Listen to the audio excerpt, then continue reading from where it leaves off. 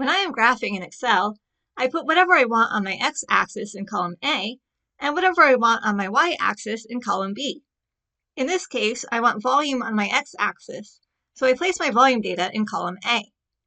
Cell A1 contains my heading, volume in milliliters, and cells A2 through A5 contain my volume data, 2.00, 4.00, 6.00, and 8.00 milliliters.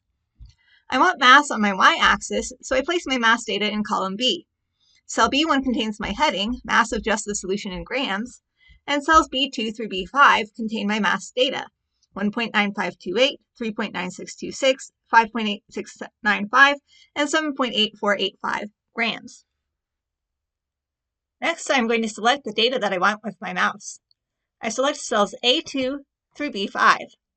I'm leaving the headings out of my selection. I go to the Insert tab at the top of the page. I select Scatter Plot, the one with the dots. And when a set of options pops up, I choose the one with just the dots, no lines yet. That creates my graph. Next, I want Excel to fit my data to a linear equation. So I right-click on one of the dots on my graph and move my mouse down the list of options to add trendline.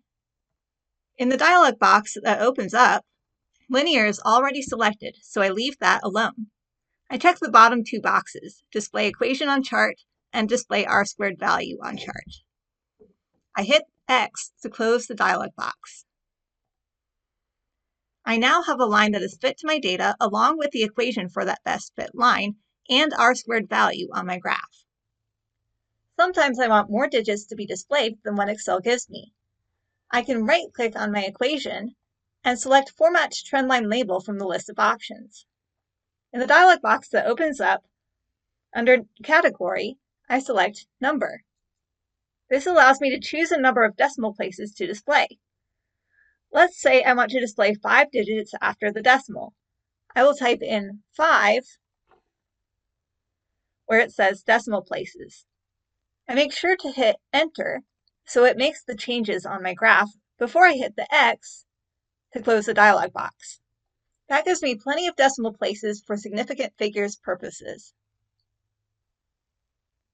In order for my graph to communicate useful information with other scientists, I need to have everything clearly labeled.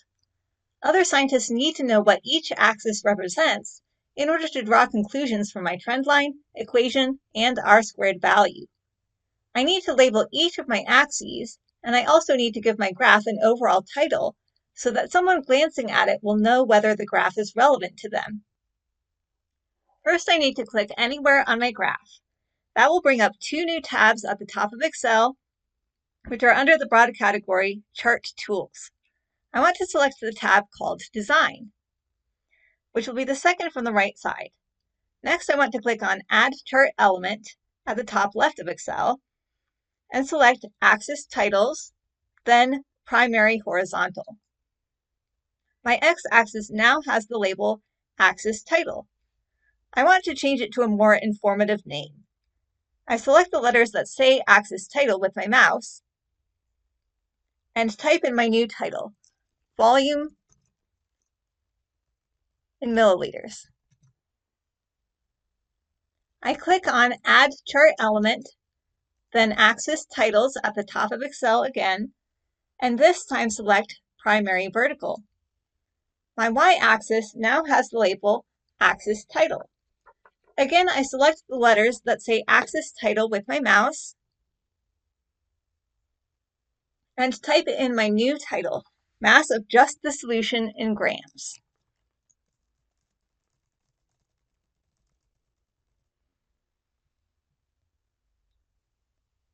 Next, I change the title on my graph. I select the letters that say Chart Title with my mouse and type in my new title, Mass versus Volume of Solution A.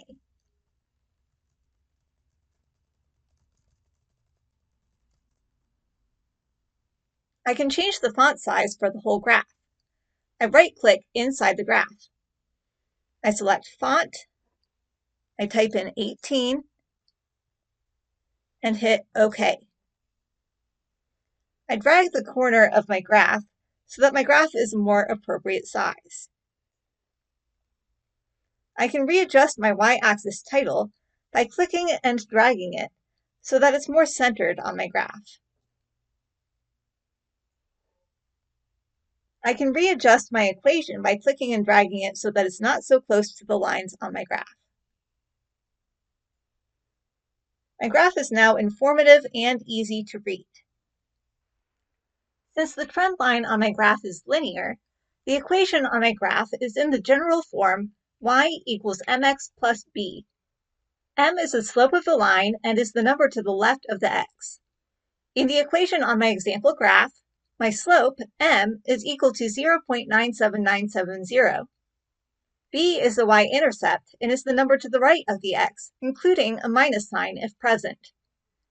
In the equation on my example graph, my y-intercept b is equal to positive 0.00985. The r-squared value tells me how well Excel's line fits my data. Since I have fit my data to a linear trend line, it is telling me how close to perfectly linear the data are. The closer the value is to 1, the better the fit. Since you will be working with real data, you should not expect your value to be exactly 1. It may be slightly less, like mine, which is the 0.99991 shown on my graph. We can get useful information from our graphs if we know what we have on each axis. In my example, I have volume in milliliters on my x-axis and mass in grams on my y-axis. Since the slope of a line is equal to change in y over change in x, the slope in this graph gives me change in mass over change in volume. Since mass over volume is equal to density, the slope of my line is equal to density for this particular solution. Therefore, in this example, my density is 0.97970 grams per milliliter. For your density lab, you will make a graph like this for solutions A, B, C, and D, as well as one for a solution of unknown concentration. From each of these 5 graphs, you need the slope of the line, which is the density of that solution.